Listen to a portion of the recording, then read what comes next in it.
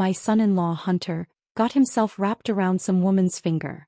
A woman who claimed to be rich, and suddenly he was hell-bent on divorcing my daughter, Caroline. The cherry on top? His mother, Marlene, actually had the nerve to come to me, saying I shouldn't stand in the way of their family's happiness. Oh, the irony. Because the moment those divorce papers were finally signed, that so-called rich woman turned to me, smiled politely and said, "Good afternoon, boss." I had arrived in my Rolls-Royce. The door swung open, and when Hunter and Marlene saw me step out, their faces turned the color of sour milk. I looked them both straight in the eye and said calmly, "Truth is, your little nest egg? I wouldn't even bother picking it up off the ground. Caroline is my only child. My daughter, my girl. I raised her like she was made of glass and stars. But she's stubborn. She insisted on marrying Hunter, that manipulative little snake. I tried to warn her, pleaded with her even, but she kept saying it was true love. So I gave in. On one condition: Hunter must never know we have money." Caroline didn't understand back then. Not until the day she called me, sobbing so hard her words came out broken. "Mom," she choked out, "could you please help me?" I was sitting in this old cafe sipping a latte, listening to her cry like that. I won't lie, I knew this day would come. I just didn't realize how cruel Hunter and his mother would turn out to be. She told me how, after the wedding, Hunter talked her into quitting her six-figure job as a marketing consultant. Said he wanted her to relax a little. Then he started giving her just $1,500 a month to live on, while sticking her with the utility bills. She cooked. She cleaned. He did the laundry. Breakfast had to be on the table by 6 a.m., and dinner had to be worthy of a restaurant. Every single day. And Marlene? She treated my daughter like hired help. Criticized everything she cooked. And get this, she actually told Caroline to her face, "You're just the maid in this house." The maid. Without the paycheck. I pay my housekeeper $5,000 a month. What gives her the right to make my daughter work for free? The more I listened, the angrier I got. I slammed my coffee cup down so hard it cracked against the table. "Hunter," I said through gritted teeth. "That boy and his vulture of a mother? They're about to find out what it means to mess with the wrong family.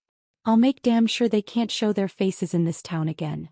When I saw Caroline later that day, she collapsed into my arms, sobbing so hard she could barely breathe. She rolled up her sleeves and showed me the bruises along her arms, layered, purple, ugly. I almost lost my balance. I asked her, "Did Hunter see what was happening to you? Did he say anything at all?" She bit her lip and nodded, whispering like she was afraid the walls might hear. "He said he can't control his mom. He just told me to put up with it." My blood pressure spiked so fast I saw stars. I grabbed her hands and said, "That's not putting up with it, sweetheart. That's him standing there while you get beaten down, while they scream at you. He's signed off on making you their house slave." Caroline started crying again, and through her tears she asked, "Then what am I supposed to do?" My heart broke, but I was furious too. Looking at how pale and worn she was, I didn't say anything. I just told her to come with me. We were going to get her a full spa treatment. At the very least, she needed a moment to breathe. But we had barely stepped into the salon when Marlene stormed in like a rabid animal. She grabbed Caroline by the arm and started shouting, "What the hell are you doing in a place like this? Are the clothes washed yet? Is dinner even started?" I jumped between them and gave Marlene a long, hard stare. "You know what, Marlene?" I said, smiling coldly.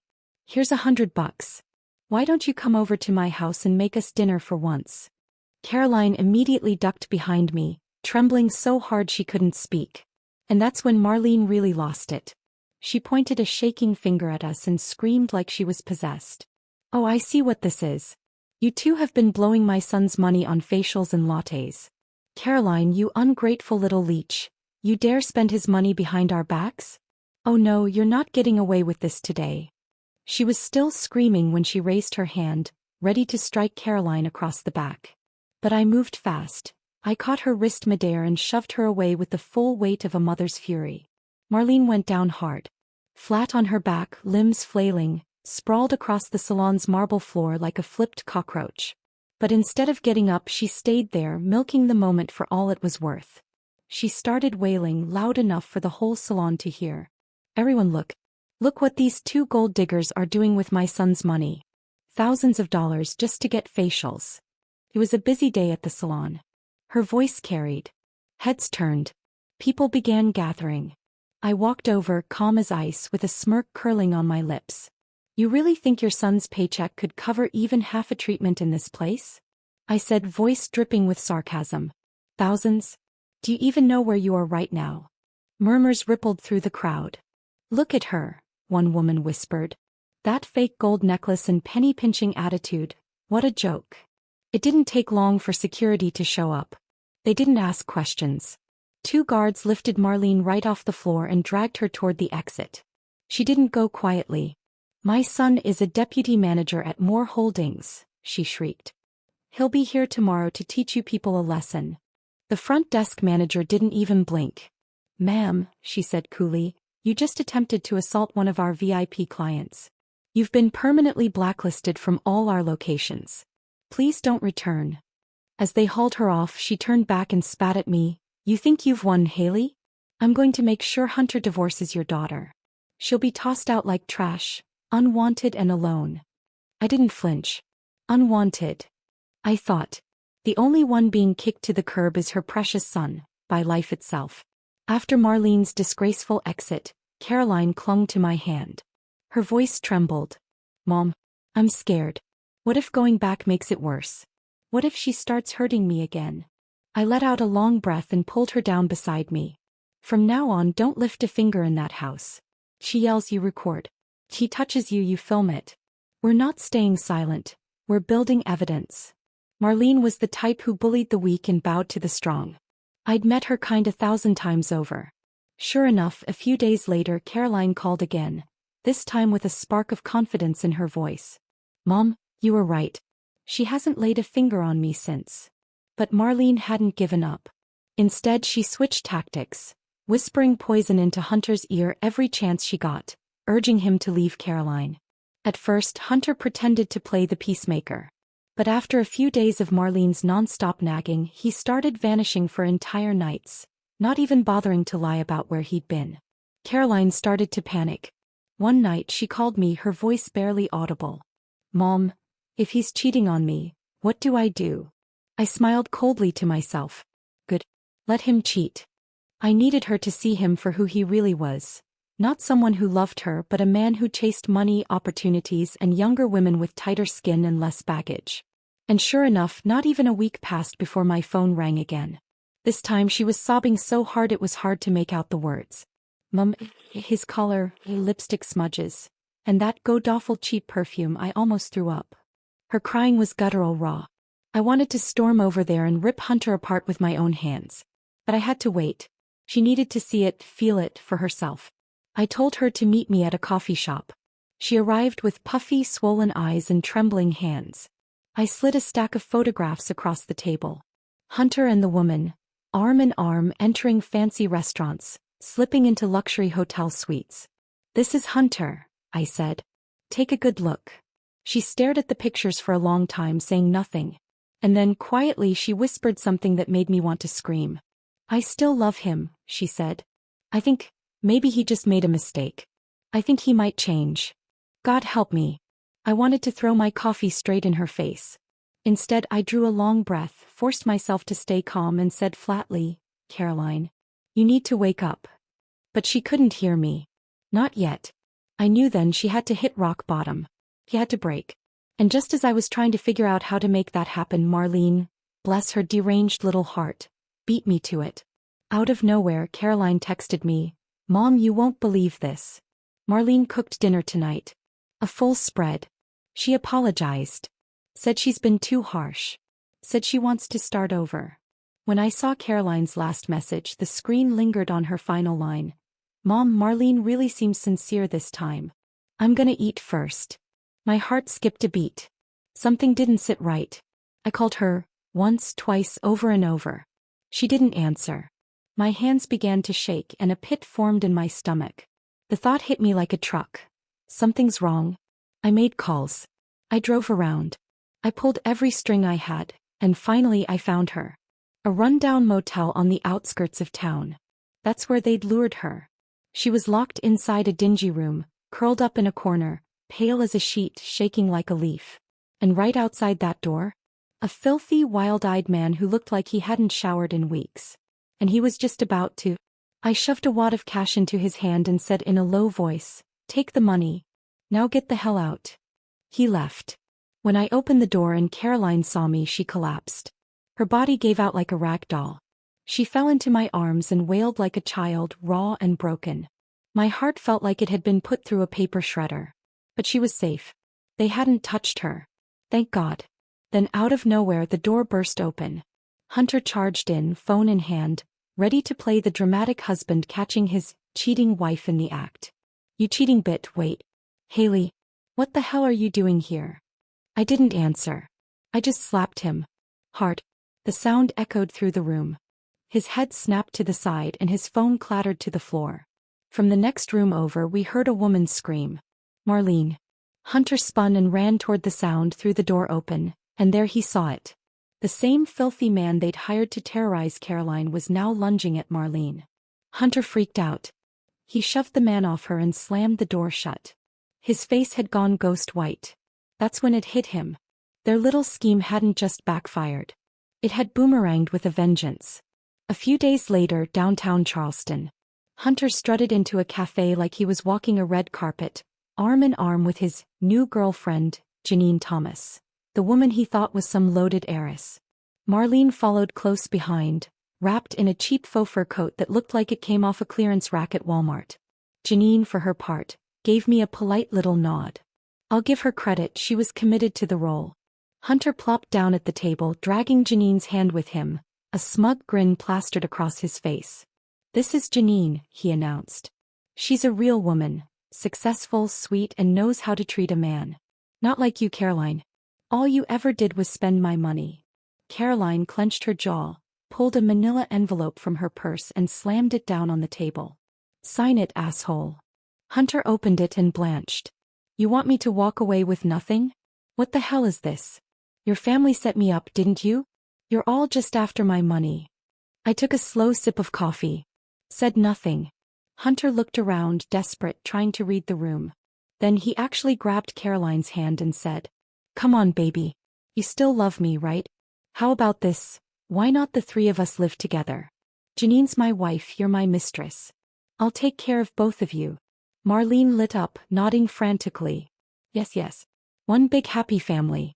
Caroline, you can still live with us and help around the house like before. It's perfect." Caroline's face darkened. She stood tall, her voice low and sharp. "You two are disgusting. This whole marriage thing. It was never about love. You just wanted a free maid." That was my cue. I slapped Hunter again. Marlene lunged across the table like she was going to claw my face off, but I shoved her back into her seat with one hand. She sat there seething, her whole body trembling in rage. And I just stared at the two of them, so smug, so shameless. I felt nauseous. But Caroline, she didn't flinch this time. No crying. No second-guessing. No looking back. She was clear-eyed. Steady. Done. And in that moment, for the first time in a long time, I thought to myself, maybe, just maybe, my daughter's finally grown up. Hunter stood there, his hand pressed to his cheek, stunned for a solid few seconds before the rage caught up to him. He grabbed the pen off the table and scrawled his signature across the divorce papers with a furious flick of the wrist. "Fine. I'll sign," he barked. "I'm about to be rich anyway. Mansion's a Rolls-Royce just around the corner. See that car outside? That's my girlfriend's. You two can spend the rest of your lives begging for scraps, but you'll never ride in something like that." Caroline followed his gaze toward the window, and then froze. "That car, wasn't it ours?" Hunter saw her expression and puffed up like a rooster. "What's wrong? Can't even recognize a luxury vehicle anymore?" "That's a..." Beep. Beep. The Rolls-Royce outside chirped twice. Hunter whipped around just in time to see me standing at the tall cafe window, coolly twirling the car keys in my hand. And I smiled. Not a loud smile. Not a cruel smile. Just a quiet, knowing curve of the lips. He stiffened. His hand shot out and gripped Janine's sleeve, his voice trembling now. "Wait, isn't that your car? Why does she have the keys?" Janine stood slowly. She turned to face me, then bowed slightly, graceful, composed, and deeply respectful. "Ma'am," she said. "Boss." The entire cafe fell silent. Everyone froze, except me and Janine. Hunter's mouth hung open. He shook his head, murmuring like he was in a trance. No, no, this can't be real. This is some kind of trick. I gave Janine a nod. She stood up straight, voice crisp and clear. That's right. I'm not a rich heiress. I'm just an employee at Wood Holdings. The mansion, the car, the designer clothes you wore? All property of my employer, which means hers. Hunter's face drained of color. He collapsed into the couch like someone had pulled the bones out of his body. His hands clutched his head, veins bulging across his forehead. Marlene stood frozen for a beat, then snapped. She lunged at Janine, hand raised, wild-eyed. But security moved fast. 2 guards stepped in, pinning her back before she could lay a finger on anyone. She writhed, shouting like a madwoman. You bitch. You seduced my son. You conned him. I didn't even look up. I was gently brushing a fleck of lint from my coat. Then I spoke, voice cool as marble. First, he signed that divorce agreement willingly. Nobody forced him. Second, I couldn't care less about whatever pocket change you people call money. And third, marrying your son would be the real tragedy. I flicked my wrist. Security took the cue and began escorting them out. Hunter was still muttering, "This isn't happening," as they dragged him toward the door. Marlene cursed up a storm about getting her lawyer. I took Caroline's hand and we walked out together, stepping calmly into the car. Marlene watched us from the curb. Her face twisted, and then suddenly she collapsed right there on the pavement. Back in the Rolls-Royce, Janine was laughing in disbelief. "Ms. Wood," she said, "that was savage. I've never seen anything like it." But I turned to look at Caroline and my heart dropped. She wasn't smiling. She wasn't crying either. She was just vacant. Ice-hollow, face pale. Like the soul had been sucked out of her. I reached out and gently took her hand. "Sweetheart, don't be afraid. I'll make this right. We'll go home, okay?" Janine nodded, chiming in gently, "Caroline, that man never deserved you. Not a single tear." But then, Caroline yanked her hand out of mine. The car fell dead silent. Janine inhaled sharply. I stared at Caroline, stunned. She was trembling, eyes bloodshot, her voice cracking but fierce. "This is what kind of mother you are," she snapped. "You arranged for someone to seduce my husband, just so you could blow up my marriage? You never wanted me to have a real family. You've been waiting for this. You've always wanted me stuck under your wing, an accessory to your life." I scrambled for words. "No, baby, it's not like that. Even if I hadn't stepped in, Hunter would have cheated. He never truly loved you." Caroline stared at me like I was made of glass, cold, sharp, and breakable. "You love controlling people with money, don't you?" she said. "I despise people like you.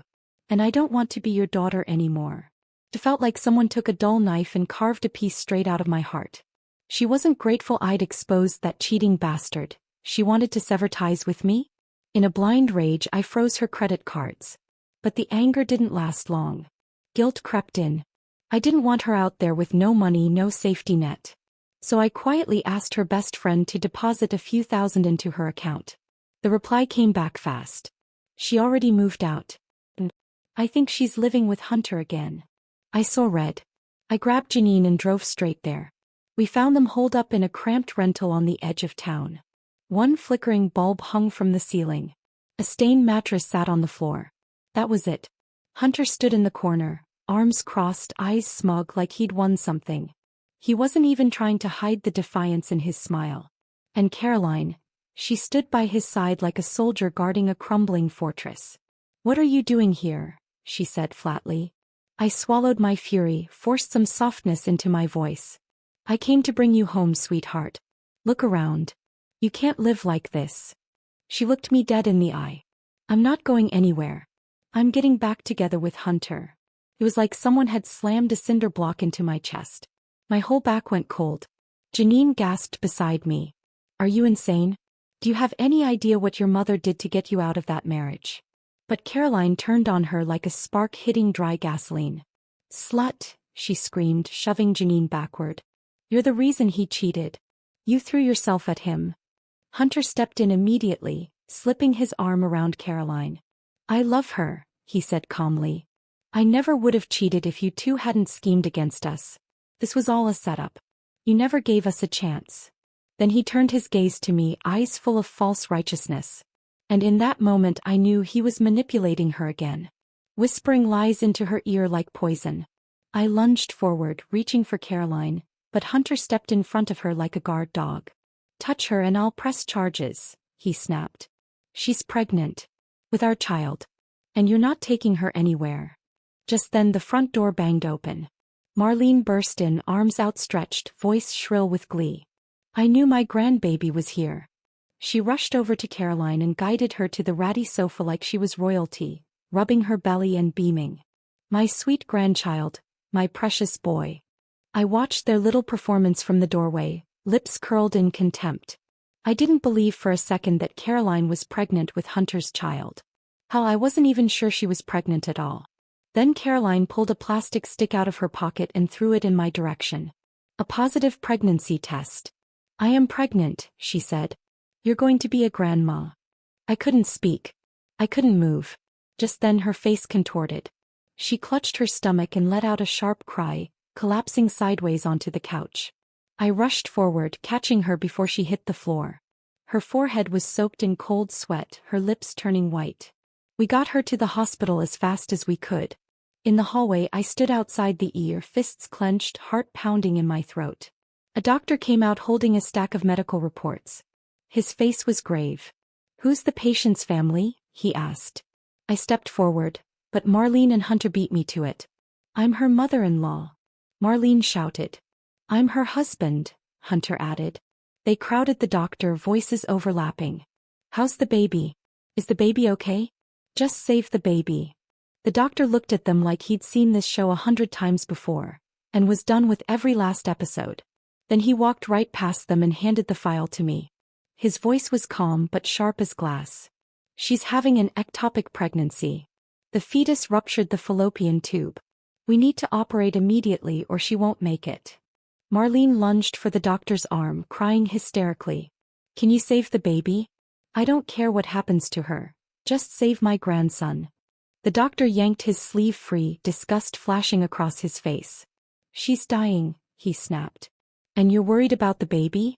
You're unbelievable." I felt the ground tilt under me. My legs wobbled. But I gritted my teeth and steadied myself enough to take the pen. My hand shook violently as I signed the surgical consent form. "Please," I said, barely able to speak. "Save my daughter." As the doctor turned to leave, he paused. He glanced back at me and said quietly, "One more thing. During the exams we found multiple STDs. We suspect her partner is the source. I suggest he get tested as well." Then he turned his eyes, briefly but deliberately, toward Hunter, and walked into the operating room. The moment Hunter heard the word STD, he froze. Then, inch by inch, he backed away toward the elevator, like he thought he could quietly slip out of this nightmare. But I moved faster. I stormed across the hallway and grabbed his arm, yanking him back before he could escape. Without a word, I slapped him. Twice. The sharp cracks echoed down the corridor. "This is your idea of love?" I growled, my voice shaking with fury. "This is how you protect someone?" Marlene flew in like a banshee, throwing herself between us. "You can't just hit my son like that," she screeched. "Your daughter nearly died because of an ectopic pregnancy and now you're trying to blame Hunter? What kind of twisted game are you playing?" I turned and locked eyes with her, ice cold. "Do you even hear yourself? You're trying to pin a medical emergency on someone else? Do you know the first damn thing about anatomy? She's lying in there on the edge of death and you're still obsessing over some imaginary grandchild? You are a walking nightmare." Just then Janine showed up with hospital security in tow. I didn't hesitate. I pointed straight at Hunter. "Get him tested. Now." What I didn't expect was for Hunter to drop to his knees and cling to my leg like a crying toddler. "I didn't mean for this to happen," he sobbed. "I just thought, if Caroline got pregnant she wouldn't leave me. I didn't know it would hurt her." Then he started confessing right there in the hallway. "I cheated on her. More than once. I don't even remember their names. I didn't think they had anything. Yeah, I got some bumps but they didn't hurt or itch so I just ignored them." I stared at him in disbelief, my whole body trembling. He looked pathetic, snot running, hands shaking, eyes darting around like a trapped rat. He even grabbed a passing doctor by the coat, whispering, "Hey doc, this kind of thing, is it fatal?" I nearly collapsed from rage. This wouldn't end with a few tears and a test result. Not for them. Not after what they did. They were going to pay. Deeply. Fully. Publicly. The red light above the oar finally went dark. Caroline was wheeled out, pale and unconscious, with tubes in her arms and a tight bandage across her belly. The surgery had been a success, but they'd had to remove one of her fallopian tubes. It was too damaged to save. We sat in silence outside the recovery room when a nurse came out asking for payment. I heard her. But I didn't move. Marlene did though. She jabbed me in the side and barked, "What are you waiting for? Go pay the bill." I let out a dry laugh and turned to her slowly. "Excuse me? After what your son did to my daughter, you want me to foot the bill? You two should be paying me for emotional damages." She scoffed, crossing her arms. "Your daughter came chasing after my son, remember? Now something bad happens and you expect us to clean it up? Dream on." Hunter must have sensed I was about to lose it. He quickly pulled her back and gave me a forced smile. "Let's not fight," he said. "How about we split it 50-50? Fair." I could have flipped the entire hospital bed over. But I kept it together for Caroline's sake. She was still unconscious. I didn't want to wake her. Except, she already was. Her voice came quiet but firm. "Split what?" She turned her head slowly, her eyes scanning past me, and landing on Marlene. Marlene didn't flinch. She folded her arms and sneered. "What else would we be talking about? Your treatment. You think we should just hand over thousands of dollars out of pity? You're lucky we're offering anything at all. For all we know, that baby wasn't even Hunter's. And if you're trying to use this whole mess to guilt trip us, don't bother. We're not suckers." Caroline's eyes filled with tears. Big, round, silent tears that rolled down her cheeks like glass marbles. Marlene kept going, voice shrill and cruel. "Oh, cut the act. You've been hanging on to Hunter like a leech. You made yourself the victim to get attention. Don't think we don't see through it." Even Hunter, growing tired of the scene, finally snapped. "Stop crying already. Jesus. You don't see me crying, do you? So you lost a fallopian tube. Big deal. You're not broken. Go find some guy who's desperate enough to marry you. Because I sure as hell don't want a damaged woman." That was it. Caroline reached for the glass of water on her bedside table, and before anyone could stop her, she hurled it at him. The sound of shattering glass cracked through the room. The cup hit Hunter square in the head. Blood gushed from the gash on his temple as he screamed in pain. Marlene shrieked and rushed to his side, grabbing napkins, tissues, anything to stop the bleeding. "You psycho," she cried, holding her son. "You're a rabid dog." Caroline raised a trembling hand, pointed straight at Hunter, and her voice came out like ice over fire, controlled but laced with pure hatred. "Get out," she said, each word crisp and deadly. "You begged me to come back. You sweet-talked me into getting pregnant. No. You infected me. You nearly killed me." Her chin lifted. Her eyes were steel. "I'm just going to treat this like I got bitten by a rabid dog," she said. "Now both of you, get the hell out of my room." Hunter and Marlene went pale. Neither dared to speak. They backed out like shadows, slipping away as fast as they could. The door clicked shut and Caroline collapsed into my arms. She sobbed like her soul was breaking apart. I held her and I cried too. The pain she carried, I felt it in my bones. Never in my worst nightmares did I imagine the daughter I raised with love and care would be so humiliated, so broken, so nearly destroyed by the man she trusted most. "Mom, I'm sorry," she whispered, her voice shaking like a loose window in a storm. "I was stupid. I trusted the wrong person." Then she looked up, her eyes swollen but fierce. "Mom, will you help me? Just this once, I want to fight back." I pulled her close and stroked her hair. "You don't even have to ask," I said. "Sweetheart, they'll pay for every damn thing. Every last thing." I sent Janine to dig up dirt on Hunter, and what she found was a buffet of crime. Falsified expense reports. Leaked internal memos. Fake project budgets. Embezzlement. It was a gold mine of corporate fraud. I invited Hunter to meet me, just the two of us, in a private lounge downtown. The moment he walked in, I dropped the stack of evidence on the table like a brick. He flipped through it page by page, and with each turn his face went a deeper shade of gray. "You trying to blackmail me?" he muttered, his voice low, but his fists clenched so hard his knuckles turned white. I sipped my tea and gave him a slow smile. Blackmail? Oh, this is just the truth. He lunged at me, but my security, already standing by, slammed him back into the leather sofa like he weighed nothing. What do you want? He snarled. I gave him a number. Calm, measured, deliberate. 200,000. In cash. 3 days. He laughed in my face. Why don't you just rob a bank while you're at it? He sneered. I nodded. I already am. And guess what? You are the vault. If I don't have that money in hand, I added, leaning forward, your boss gets a front row seat to this little scrapbook of crimes. Let's see how fast you're escorted out of the building. He stood, breathing hard. Rage boiled under his skin. Fine, he spat. You want to play dirty? You got it. I'll get you your money. I knew he didn't have it. Not that kind of money. So I made another call. Rick, I said, you've got a present coming. Handle it. 3 days later, Hunter stormed into the same lounge with a duffel bag full of cash, hands shaking with fury. He grabbed the envelope of evidence, pulled out a lighter, and set the papers on fire right there in the ashtray. He laughed, maniacal, unhinged. You think you've won? He said. That was your only copy. It's gone. You've got nothing now. I didn't even blink. Just smiled. Because what Hunter didn't know was this. The copies had been delivered to his boss's desk 48 hours ago. Sure enough, less than 3 hours later my phone rang. It was Hunter, screaming into the line. Haleywood, you lying, backstabbing witch. I was calm as ever. Honey, I said sweetly, this isn't about honesty. It's about strategy. And we're just getting started. That same day, Hunter was booted out of the company. Not only fired, blacklisted across the entire finance industry. His reputation was radioactive. He couldn't land a single job. The only gig he found was bussing tables at a seafood joint downtown. And that condo he was living in? That had been signed over to Caroline in the divorce. He and Marlene were now stuck in a dingy rental apartment with paper-thin walls and broken plumbing. No hot water. Drafty windows.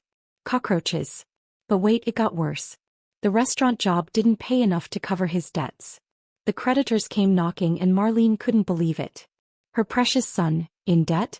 Then she noticed her faux fur coat was gone. And the gold chain she always wore? Missing. Turns out Hunter had pawned them off for cash. Now Marlene was going door to door begging for loans, wringing her hands and blaming the world. Within weeks she looked 10 years older. Her once perfect salon hair hung limp and yellowed. The gloss and grandeur were gone. All that remained was bitterness, and a sinking realization that the world wasn't going to save her this time. Desperate for money, Hunter caught wind of something called underground street racing. Fast cash. High risk. No rules. He borrowed gear, scraped together entry fees, and dove headfirst into a string of low-tier races. Every time he came home he was covered in bruises and road rash, but at least it paid enough to keep the lights on. Then he set his sights on the big one. A citywide death race with a grand prize of $100,000. The best of the best were competing, seasoned daredevils, guys with modified cars and nothing to lose. And then there was Hunter. Rookie. A nobody. A man with delusions of a comeback. He bet everything on that race. Every cent. Every ounce of pride. But he never imagined that this would be the final chapter of his life. Near the final stretch, in a hairpin turn at over 120 miles per hour, his car lost control. There was no time to correct. He slammed into the guardrail. The impact threw him forward, head and spine crashing into steel and pavement. By the time the ambulance arrived, he was barely breathing. They rushed him to the ER. The trauma team moved fast, but even the most experienced neurosurgeon shook his head as the ER doors closed. It's unlikely he'll ever wake up, the doctor said flatly. What little prize money he'd won in earlier races. Gone. Poured into emergency surgery and life support. Still not enough. When Marlene heard her son was now in a vegetative state, she fainted right there in the hospital hallway. Meanwhile, across town, Caroline and I popped open a bottle of champagne.